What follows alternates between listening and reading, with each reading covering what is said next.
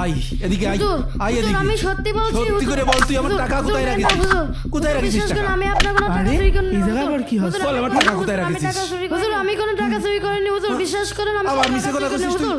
টাকা বের কর বের না, হুজুর। আগে টাকা কোথায় রাখিস বের আমি কর চুরি করিনি, হুজুর। হুজুর, সত্যি কথা, আমি আপনার টাকা চুরি করিনি। আপনার ছোট ছেলে আপনার টাকা চুরি করেছে। হ্যাঁ, নিজে চুরি করে আমাকে ফাঁসিয়ে দিচ্ছে। এই, তুই টাকা চুরি করে আমাকে দোষ দিচ্ছিস কেন? আব্বু, বিশ্বাস করেন, আমি আপনার টাকা চুরি করিনি, চুরি করেছে ও। কি রে তুই আমার ছেলের নামে চোর অপবাদ দিছিস কি জন্য হাট ঠিক আছে, আমার ঘরে দোষ দেয় না।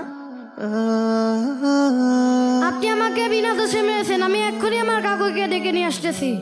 যা তুই যার পারিস ডেকে নিয়ে আই এই তোমরা সবাই পড়তে বসো আমি মাদ্রাসার রানিং সেক্রেটারি আর আমার ভাইদের গায়ে হাত দিয়েছে। ও কোন হুজুর? ওরা ফিসে ফাইলে দেব। এই হুজুর চল। এই তোর দুপুরের পড়া হয়নি কেন না পড়ি শয়তানি করো না যা তোর দুপুরি খাওয়া বন্ধ যা এই তুই আই দাঁড়া, হুজুরের আজকে ফল্লা করব।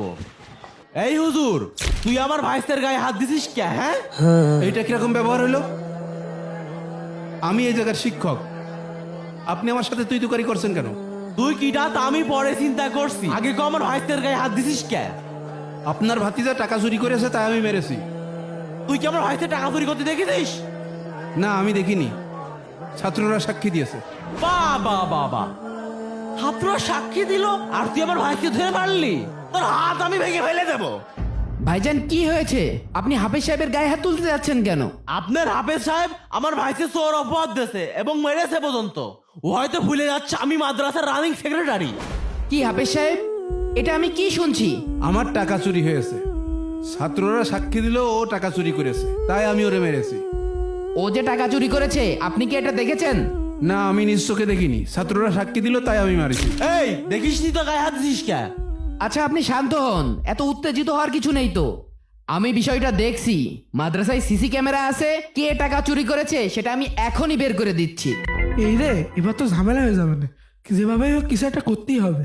চলেন আমরা অফিসে গিয়ে চেক করি। আজকে আমি শেষ তাড়াতাড়ি যাই। আর আপনারাও আসেন আসেন। কে চুরি করতে পারে? হাফেজ সাহেব আসেন আসেন, সিসি ক্যামেরা চেক করলে বোঝা যাবে কে চুরি করেছে। এই সিসি ক্যামেরাটা চেক করো তো। ঠিক আছে ভাই, করছি। কেউ কোনো যা দেখছে না তো? একটু বন্ধ করে দিস। ইন্নালিল্লাহ। কারেন্ট যাওয়ার সময় এমন সময় কারেন্ট কারেন্ট এত গেল। টাইমে লোডশেডিং, কি যে একটা বিপদে বললাম। কেউ আসছে না তো? আধা ঘন্টা হয়ে গেল এখনো কারেন্ট আসছে না। কাটাউটে কোনো ডিস্টার্ব হলো নাকি? এই হাফেজ সাহেব আপনি একটু যাই দেখেন তো কাটাউট ঠিক আছে কিনা। জি জি যাচ্ছি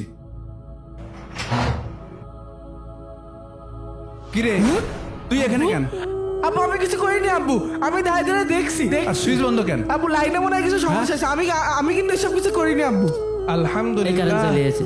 ভাই ওই সিসি ক্যামেরাটা একটু চেক দেন তো, তাড়াতাড়ি চেক ঠিক দেন। আছে ভাই। চেক দেন আই এদিকে আই না, আমি যাচ্ছি আয়, না, আয়। আব্বু, তোমরা দেখো। এদিকে আয়। না আব্বু, না, আমি যাবো না, তোমরা দেখো। দেখি সরেন তো আব্বু, তোমরা দেখো, আমার ওই পড়া আছে। কি ব্যাপার হাফেজ সাহেব? ওইটা তো আপনার ছেলেই মনে হচ্ছে। ওই দেখেন ওই দেখেন ওই দেখেন, ওই যে টাকাটা হাতে নিচ্ছে। হ্যাঁ হ্যাঁ হ্যাঁ, এই তো আপনার ছেলে। আজকে আমার শেষ দিন। আমি এই কি করে আছিস দাঁড়া সি সি সি শেষ পর্যন্ত আমার ছেলে চুরি করলো এই দেখেন টাকাটা জুব্বার পকেটে নিয়ে নিল। আপনি যে অন্য ছেলেকে শাসন করছেন, এখন তো আপনার নিজের ছেলে চুরি করেছে।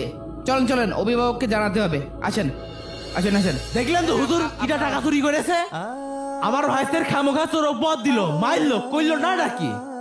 ভাই আপনি চুপ করেন।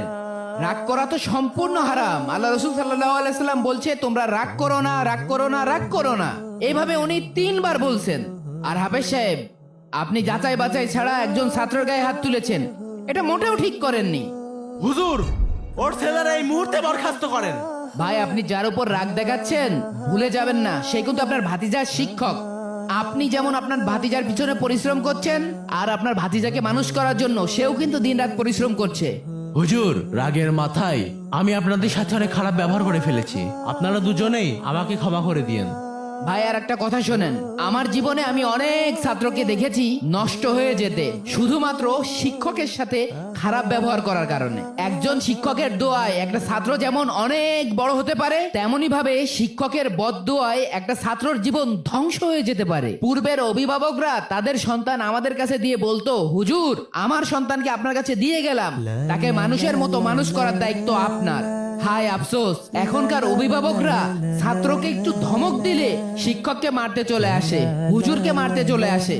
একটু খোঁজ নিয়ে দেখবেন ওই সমস্ত ছাত্ররা কখনো মানুষ হতে পারবে না। বর্তমান সময়ে পড়াশোনা শিখে মানুষের মতন মানুষ হচ্ছে না, কেন জানেন? কারণ শিক্ষকের লাঠির শাসন উঠে গেছে। এই জন্য মনে রাখবেন, শিক্ষকের লাঠির বাড়িও ছাত্রের জন্য একটা দোয়া। আসলে আমারও ভুল হয়েছে, আমি সত্যটা সঠিকভাবে না জেনে আগেই ওর গায়ে হাত দিয়ে ফেলেছি।